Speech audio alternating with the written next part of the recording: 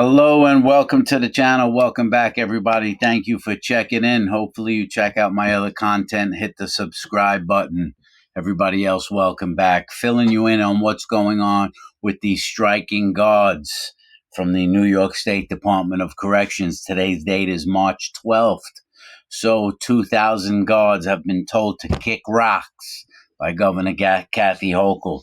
The governor told them that because they broke the Taylor law and they broke the law, they are not welcome to work for the New York State Department of Corrections ever again. A matter of fact, she signed an executive order that those 2,000 guards can never work for New York State again. They are not allowed to hold a New York State job. She signed this executive order. It is in effect. It was signed on Monday. And, that's, as I said in previous videos, that's really going to affect these former correctional officers, because they live in rural areas. I told you they were country boys in many of my videos, and if the prison wasn't built there in the neighborhood, they wouldn't even have a job. They'd be back working on the farm. People say, oh, that sounds messed up. But it's not about sounding messed up. It's about conservative felon here speaking reality. And the reality is that the prisons were built in rural areas, most of them. And before that, these guys worked as used car salesmen, as cow farmers, as ranchers, and that's what they did. And they should have felt privileged to have the job working for New York State. They should have treated that job as correctional officers with care, because it was something they were blessed to have. And they took advantage of it by being abusive. They took advantage of it by breaking the law. They took advantage of it. And that is the typical behavior, I must say, of many correctional officers. They really act like a bunch of tough guys patting each other on the back, and nobody can't do anything to us, because they're used to abusing people, not realizing that the governor is a lot tougher than them, and they're not the ones that run the show. And Governor Kathy Hochul has really put her foot down and let them know who the boss is. Governor Kathy Hochul got gangster. One of the assemblymen, Billy Jones, has said that her retaliation, that the governor's retaliation was vindictive. How is it vindictive when they broke the law? They broke the law. They were warned many times. They were warned many times to go back to work. They were given weeks' notice to report back to work. The union wasn't even backing them, told them to go back, and they didn't listen. They said they're going to toe the line, right? They were holding up signs, Governor Kathy Hochul, where are you now? They were holding up signs, Governor Kathy Hochul, do you hear us now?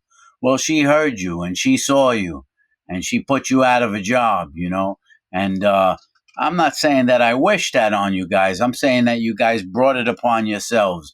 You men and women that were correctional officers that felt that you were going to toe the line and violate the law and break the law. That you got what was coming to you, to be honest. You should have played your cards a lot better. Letitia James, the Attorney General, was asking to put these correctional officers in jail for violating the court order from a judge. That's what would have happened to a normal civilian. They would have been put in jail for violating the court order. But they skipped on that, and instead they're going to be searching for financial restitution from these officers, because the strike cost taxpayers $100 million, and it was an illegal strike. And so they may be on the hook for that. They may be on the hook for that. One of the sergeants at one of the correctional facilities on Facebook openly committed that he's debating suicide, because he lost his job. He's like a 20-year veteran that lost his job, and he came on to Facebook, and his name is Blake North, and he openly committed that he's debating suicide. I hope he doesn't commit suicide. I hope he doesn't. I know that he probably feels like his life is in some turmoil right now, and he probably feels like his life is upside down, and what I have to say to that is that there's many men in the New York State prison system who are prisoners, and they feel like committing suicide every day because of the situation they're in, and you could say they put themselves in that situation. And Sergeant, you put yourself in that situation. But my point is that there's many people in prison that put themselves in that situation, the unfortunate situation of imprisonment, and they're in prison and they feel like committing suicide because they feel like they have no hope and like everything is crashing down and coming to an end. And it's during those times that they really want people to show love and compassion and show that they care instead of beating them, instead of someone abusing their power and taking advantage of them, instead of someone denying them the few rights that they have as they sit in there contemplating suicide and whether they should live. They wanted someone to care for them. They wanted someone to help take care of them. And those prisoners didn't receive that from correctional officers, yet they continue on. And so now I say to the sergeant who is contemplating suicide, it is a time where you wanted people to care for you now. And you feel like you're in a powerless situation. And it would be wrong for someone to abuse you now while you are at your lowest time or feel like you are at the bottom of the barrel. You would want someone to care for you. And I understand that. And I do care for you. I don't care for you if you are overseeing the beating of prisoners. I don't care for you if you are abusing your power. I don't care for you if you watched officers beat helpless prisoners who were at the bottom of the barrel. But if you were one of the good officers, one of the good sergeants, then I do care for you. But you have to learn or comprehend that you brought this upon yourself by breaking the law. And there are lessons to be learned from this. 268 officers and sergeants were fired from the upstate correctional facility. And besides this, at this time, Kathy Hochul is talking about closing 5 prisons right now because she's down 4,000 correctional officers from everything that just transpired in the strike. So within the next fiscal year, she's planning to close five prisons to make up for that. So more might lose their jobs. This all could have been avoided. This all could have been avoided. The individuals walked off their job. A statement from Kathy Hochul, and it says, when asked whether the firings were too harsh, she said, hell no. That was Kathy Hochul's answer. Hell no, the firings aren't too harsh. She said, there are consequences when people break the law.